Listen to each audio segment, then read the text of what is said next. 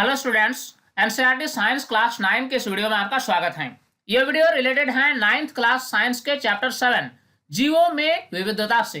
इस वीडियो में हम अभ्यास के सभी प्रश्नों का उत्तर जानेंगे।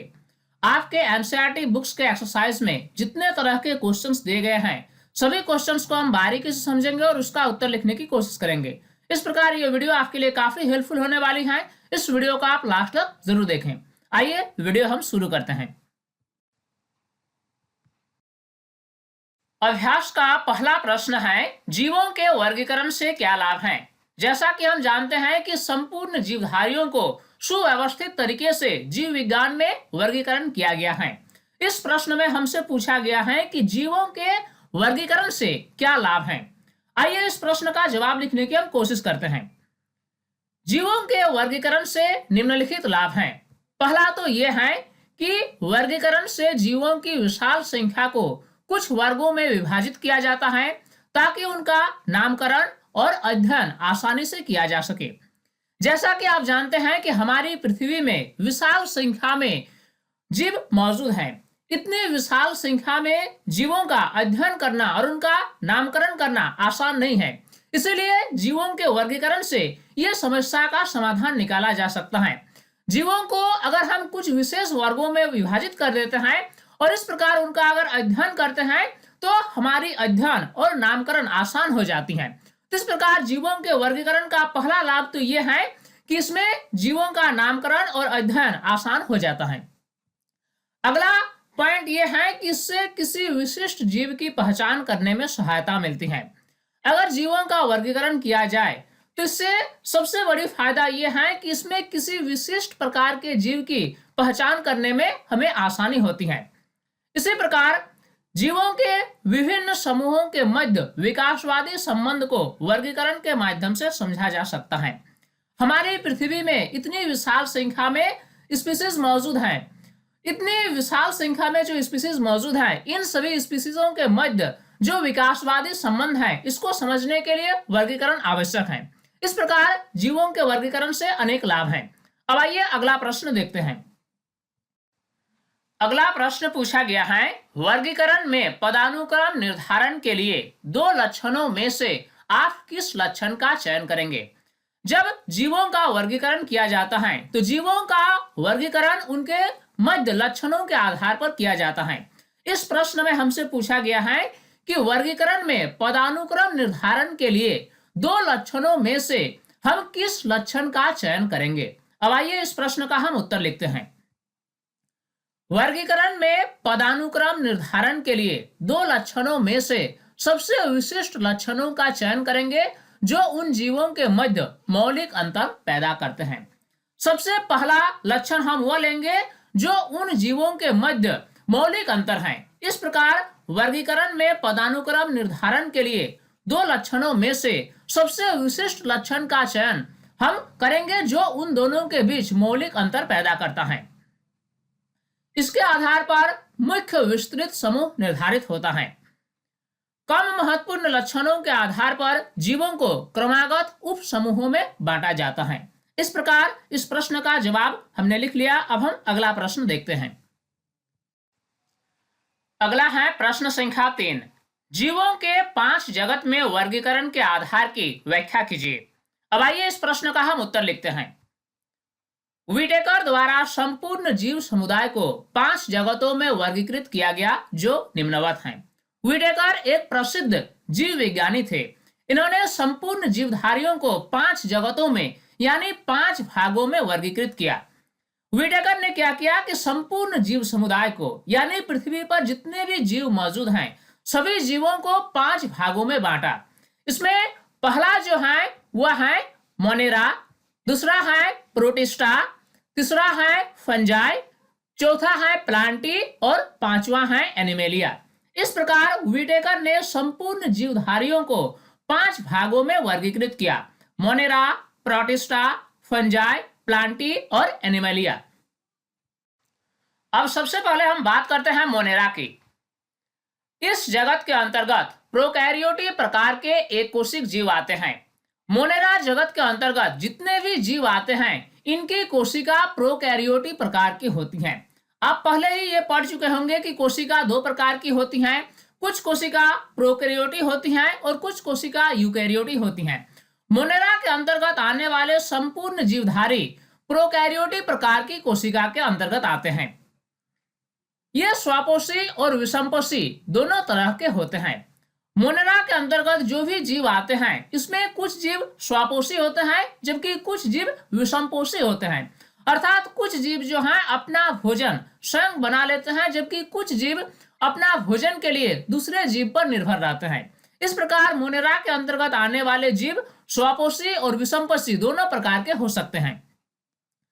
अगर हम उदाहरण की बात करें तो मोनेरा के अंतर्गत आता है जीवाणु, नीलहरित शैवाल, माइकोप्लाज्मा इत्यादि। जीवों का अगला जगत है प्रोटिस्टा।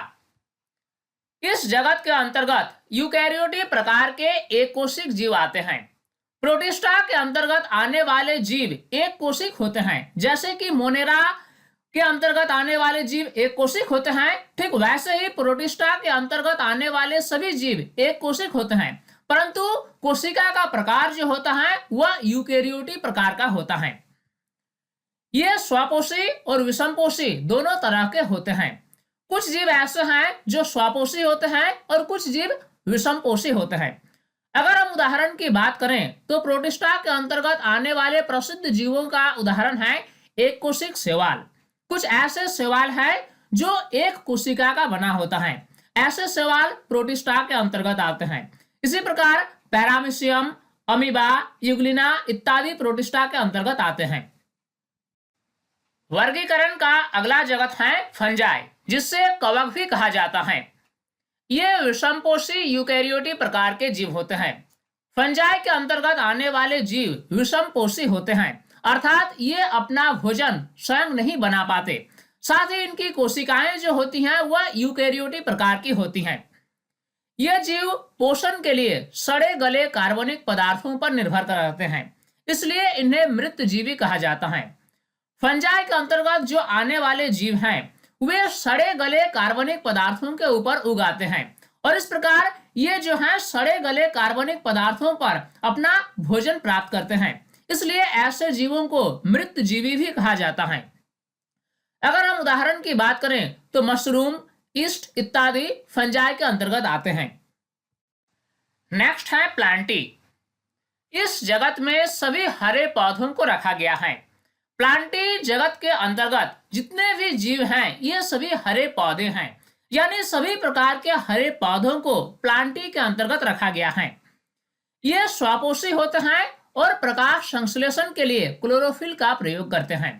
सभी हरे पौधे होते हैं स्वापोषी, अर्थात ये अपना भोजन स्वयं बना लेते हैं और इस प्रक्रिया के लिए वे प्रकाश संश्लेषण की क्रिया करने के लिए क्लोरोफिल का उपयोग करते हैं। अगर हम उदाहरण की बात करें तो सभी हरे पौधे प्लांटी के अंतर्गत आते हैं। शरीर की कोशिकाएं यूकैरियोटी प्रकार की होती हैं। प्लांटी के अंतर्गत जितने भी जीव हैं यानी जितने भी हरे पौधे हैं सभी की कोशिकाएं यूकैरियोटी प्रकार की होती हैं। वर्गीकरण का अंतिम जगत है एनिमेलिया। इस जगत में सभी जंतुओं को रखा गया है। ये विषमपोषी होते हैं जो भोजन के लिए हरे पौधे एवं अन्य दूसरे जीवों पर निर्भर रहते हैं। सभी जंतुएं विषमपोषी होते हैं, अर्थात ये अपना भोजन स्वयं नहीं बना पाते। ऐसे जीव भोजन के लिए या तो हरे पौधे या फिर अन्य जीवों पर निर्भर रहते हैं। शरीर की कोशिकाएं यूकैरियोटी प्रकार की होती हैं। तो इसमें हमने क्या देखा कि 5 जगतों में से मोनेरा एक ऐसा जगत है जिसमें कोशिकाएं प्रोकैरियोटी प्रकार की होती हैं। मोनेरा को छोड़कर बाकी 4 जगत जैसे कि प्रोटिस्टा, फंजाई, प्लांटी और एनिमेलिया, इन चारों जगत की कोशिकाएं यूकैरियोटी प्रकार की होती हैं। इस प्रकार इस प्रश्न का जवाब कंप्लीट हो गया। अब हम अगला प्रश्न देखते हैं।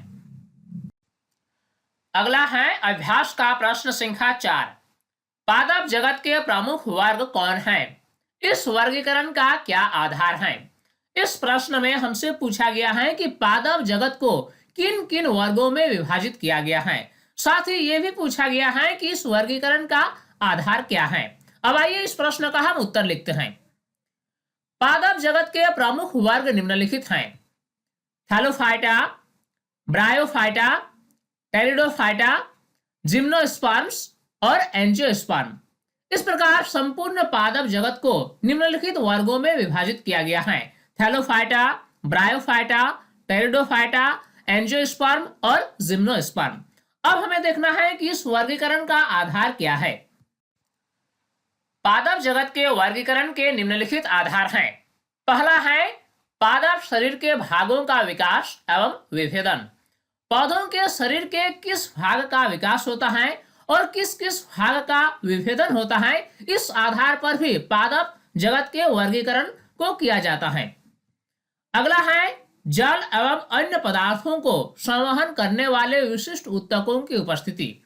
अगला जो लक्षण है वो ये देखा जाता है कि पौधों में जल या अन्य पदार्थों को संवहन करने के लिए किस प्रकार के ऊतक उपस्थित होते हैं। इस आधार पर भी पादप जगत का वर्गीकरण किया जाता है। नेक्स्ट पॉइंट है पौधों में बीज धारण की क्षमता। पौधों में बीज उत्पन्न होता है या नहीं, इस आधार पर भी पादप जगत का वर्गीकरण किया जाता है। इसी प्रकार अगला इंपॉर्टेंट पॉइंट है बीज फल के अंदर विकसित हैं अथवा नहीं। कुछ ऐसे पौधे होते हैं जिसमें बीज फल के अंदर होता है, जबकि कुछ ऐसे पौधे होते हैं जिसमें बीज फल के अंदर नहीं बल्कि ये ओपन होता है, खुला होता है। तो इस आधार पर भी पादप जगत का वर्गीकरण किया जाता है। तो इस प्रकार निम्नलिखित 4 लक्षणों के आधार पर पादप जगत का वर्गीकरण किया जाता है। इस प्रकार इस प्रश्न का जवाब कंप्लीट हुआ। अब हम अगला प्रश्न देखते हैं। अब हम देखेंगे अभ्यास का प्रश्न संख्या 5।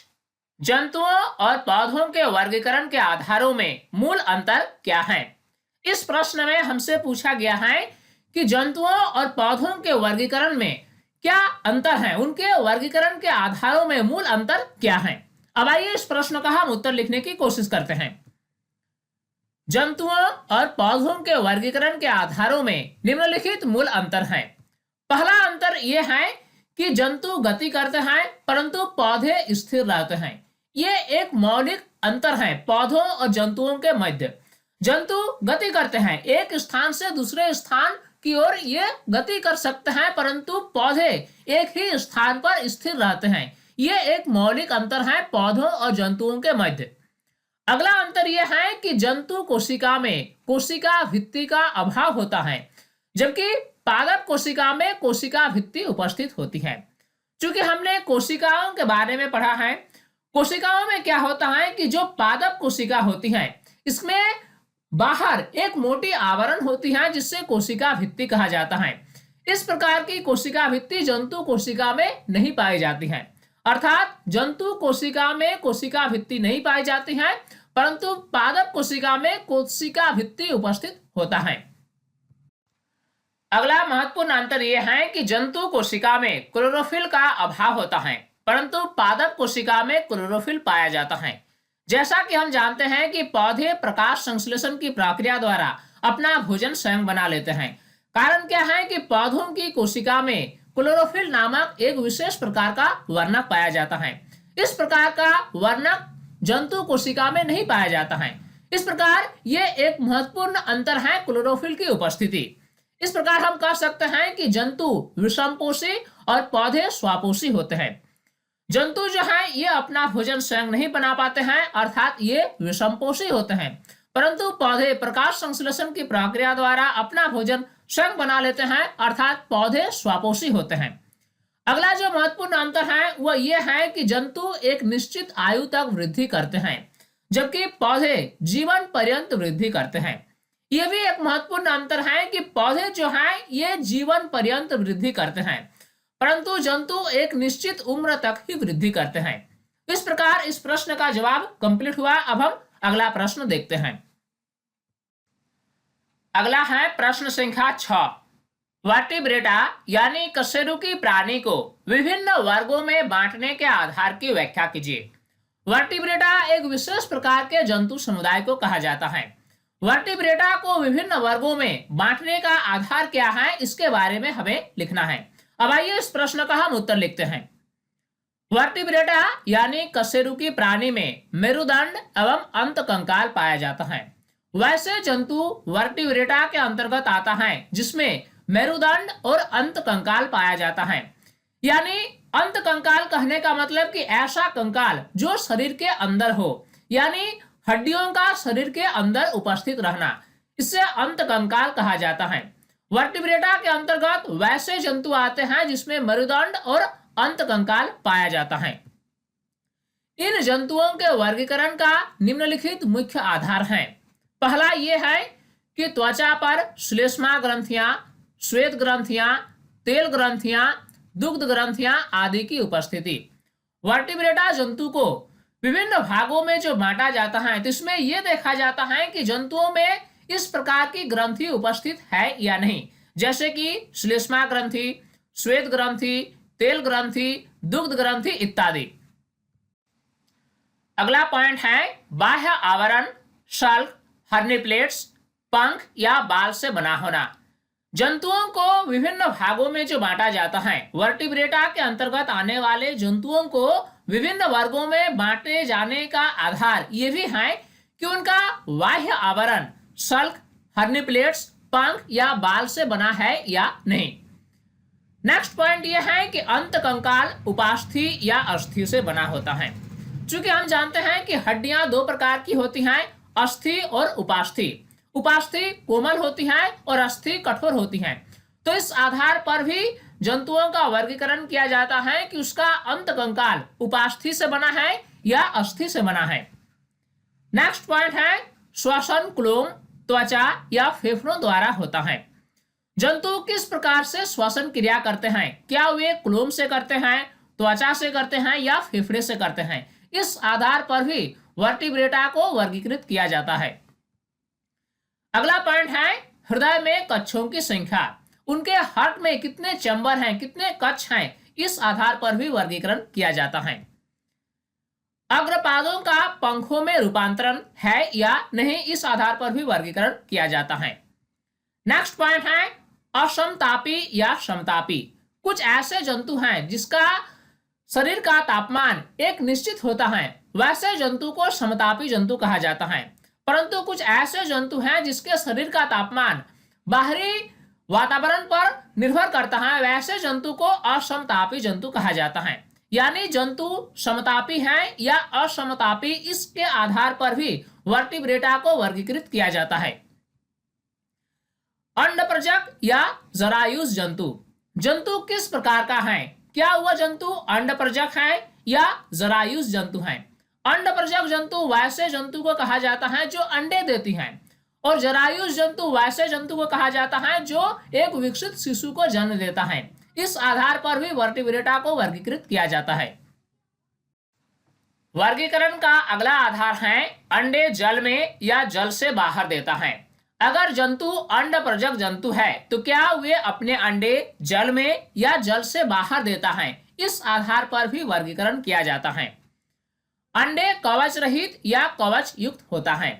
अगर अंडे कवच रहित है या फिर कवच युक्त है, इसके आधार पर भी वर्गीकरण किया जाता है। वयस्क या भ्रूण अवस्था में देहगुहा का पाया जाना। जंतुओं के शरीर में या तो वयस्क अवस्था में या भ्रूण अवस्था में क्या देहगुहा मौजूद होता है या नहीं, इसके आधार पर भी वर्टिब्रेटा का वर्गीकरण किया जाता है। इस प्रकार इस प्रश्न का जवाब कंप्लीट हुआ। तो स्टूडेंट्स, इस वीडियो के माध्यम से हमने पूरे चैप्टर में दिए गए प्रश्न का जवाब आपको मुहैया कराने का कोशिश किया, और उम्मीद करता हूं इस वीडियो से आपने काफी कुछ सीखा होगा और ये वीडियो आपको पसंद आई होगी। ये वीडियो आपको कैसा लगा आप हमें कमेंट सेक्शन में जरूर बताएं। साथ ही हमारे YouTube चैनल साइंस प्लेटफॉर्म को अगर अभी तक सब्सक्राइब नहीं किया है तो इसे अभी सब्सक्राइब कर लें और नोटिफिकेशन बेल को ऑन कर लें ताकि हर नई वीडियोस के अपडेट्स आप तक पहुंच सके। स्टूडेंट्स, इस वीडियो को लाइक करना न भूलें। तब तक के लिए बाय।